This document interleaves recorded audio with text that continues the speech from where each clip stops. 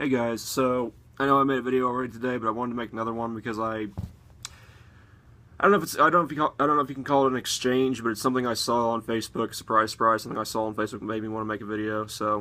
But it was this article. I follow this page on Facebook called Q107. It's a Canadian page, I'm pretty sure. But there was an article, and it was some actress that was talking about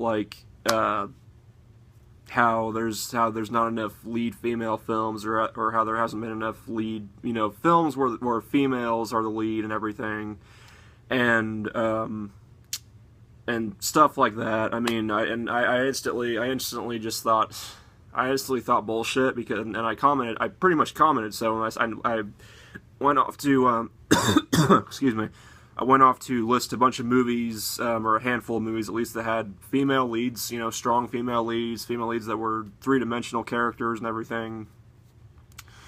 And of course, I got a response back saying that, well, of course there are a few, but just because there's some in the last decade doesn't negate her point. There hasn't been really been a change since 1946 or something, and then he went on to say that it's weird because more than half the population is female, which I can't confirm or deny that. I don't know if that's true or not, but whatever.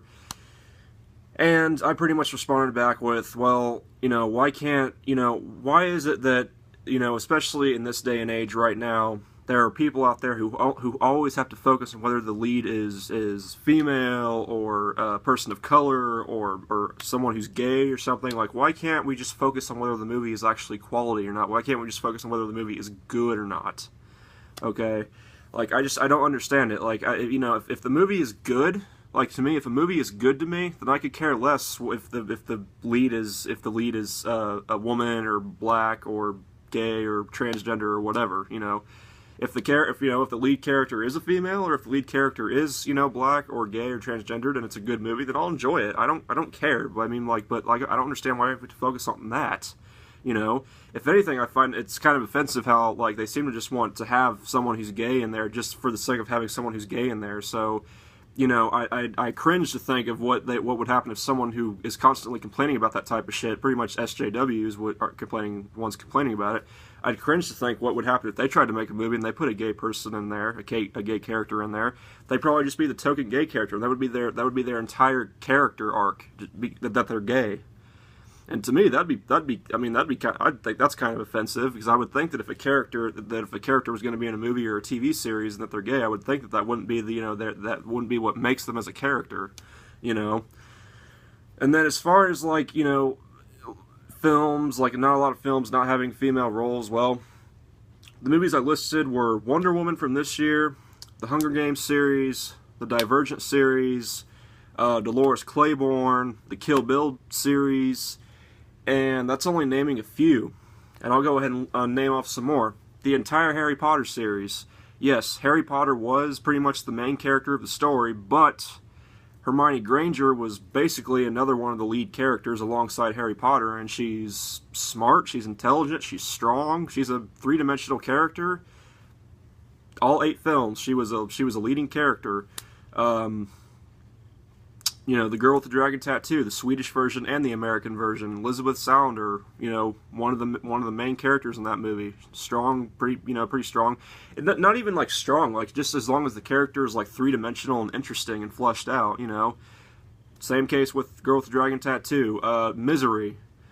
Kathy Bates was in Dolores Claiborne, and she was also in Misery. She actually won an Oscar for her performance in that movie, for, her performance as Annie Wilkes. Just whatever happened to Baby Jane. That had 2 lead female roles, 2 lead females. Mildred Pierce, All About Eve. Pretty much a lot of the movies from the Joan Crawford and Bette Davis era in, like, the 30s, 40s, and 50s, and 60s, pretty much. A lot of those movies had female roles, There's more. Oh, the Alien series, it had, with Sojourner Weaver. She was pretty much, in my opinion, she was pretty much a main character in the first movie, then the second movie. I never saw the third movie. I heard it wasn't very good, but, as far as I know, she was a lead character in, like, all 3 films, and there's probably more and they're just escaping me right now. But yeah, I mean, there's been movies. Girl Interrupted is another one with Angelina Jolie and Winona Ryder.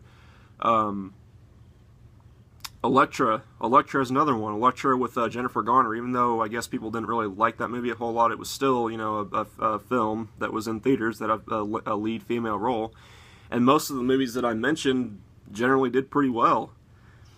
So, I mean, with a few exceptions, but I mean, still. So, I really don't get what the problem is. Like, there clearly have been a lot of movies that have, you know, fleshed out three-dimensional female characters, you know, mostly strong female characters.